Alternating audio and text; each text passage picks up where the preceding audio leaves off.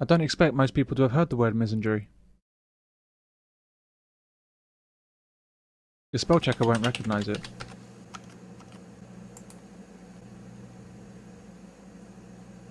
The word misogyny, on the other hand, is very well known. Misandry does exist, however, and is there to be seen in media output, in the workplace, in education, in fact, in most areas of life in the Western world. Misandry tells us that men do very bad things, and they do them all the time. They rape women, they molest children, they beat their wives, they sexually harass their colleagues, they're deadbeat dads, they start wars, they can't communicate, they're controlling, they smell, they're hairy, and they don't wash.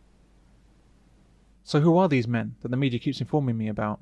I heard they kidnap little children and drink their blood from little plastic cups that they make themselves from detergent bottles. Real live men are nothing like the depiction routinely broadcast on our televisions day after day.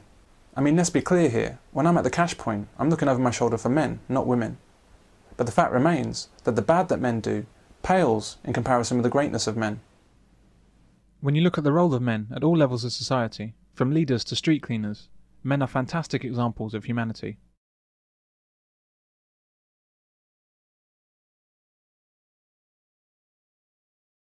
In my opinion, misandry exists as a direct product of feminism. The hatred of men serves a purpose for government, charities, and large-scale businesses. The endless prevalence of anti-male propaganda serves a dual purpose. It's done primarily to turn women against men. But it's also about turning men against themselves and getting men to think the worst of themselves. It's about creating guilt. Feminism is responsible for poisoning our view of men to the extent that men have become what can only be described as a disposable sex. The attack on men is carried out at many levels of society and across many different issues. Specifically, men are targeted in the realms of domestic violence, child abuse, fatherlessness, equality, health, and education. The Stephen Lawrence inquiry described institutional racism in the police force. However, no inquiry has ever been undertaken into the institutional misandry throughout our society. If such a study was ever to be undertaken, the extent, the depth, and the ferocity of male hatred in our institutions would become clear. However, most men I've met are unaware of the true extent of misandry, the extent of hatred against men in Western society. It's enormous, and it's perpetrated against men from the time of their birth right up to death, which comes from men far earlier than it should. Misandry is such a normal and ordinary part of life that it's very difficult to actually know it's happening, until you try asking yourself a few questions. Why do 80 men kill themselves every week?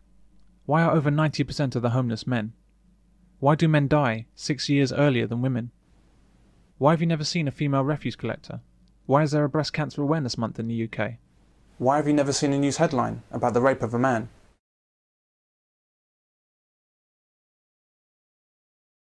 Could men become illegal? Misandry is way too big to appreciate until we take a step back. The first thing to understand is that in our society, men don't actually exist.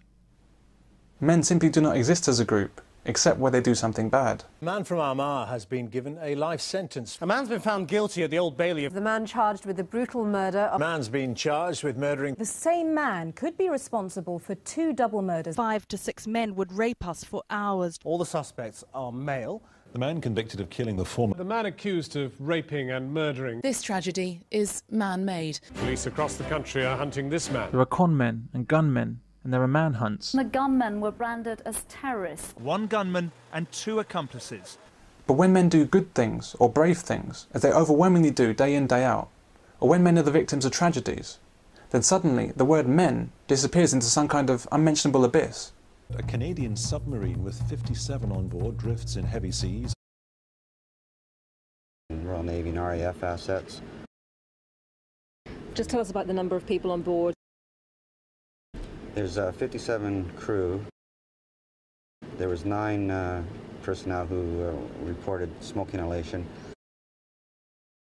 2 of concern, but none of them require a medevac from the submarine.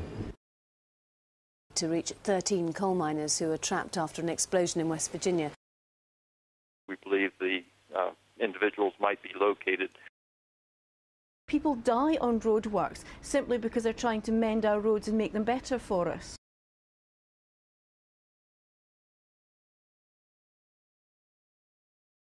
people were desperate to feed themselves and their families. The workforce were ruthlessly exploited. 112 of them died.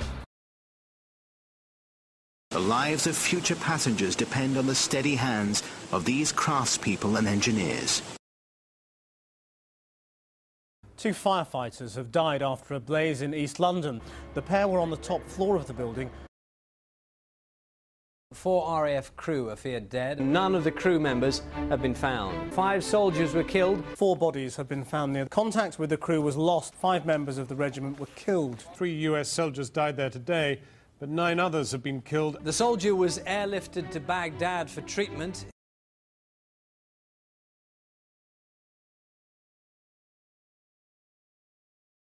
When Iraqi fighting men are killed, they're insurgents. They say they've killed hundreds of the insurgents in fighting like this. When they kidnap a woman, they're men. Mrs. Hassan was kidnapped by armed men who stopped her car. The deaths of men are deliberately suppressed behind their job titles and gender-neutral labels. Men are reduced from human beings to human doings.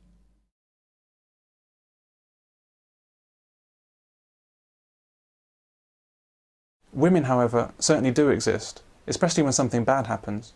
Indeed, tragedies are somehow more tragic when women are affected. 3 students and a female officer among the dead. Many of those who died were passers-by, including 7 women. Hundreds of thousands, mostly women and children, are living in camps with little food and clean water. Hospital officials said women and children are among the dead. BBC has evidence of police attacking women and children. An entire trench was filled with women and children. Mostly women and children. At the roadside we saw women and children. They're being forced to flee. While the women are forced to flee, the men are forced to die. But we hear nothing about that. It's just as accurate to lump men and children together. Why are the deaths of men rubbed out of the public's consciousness?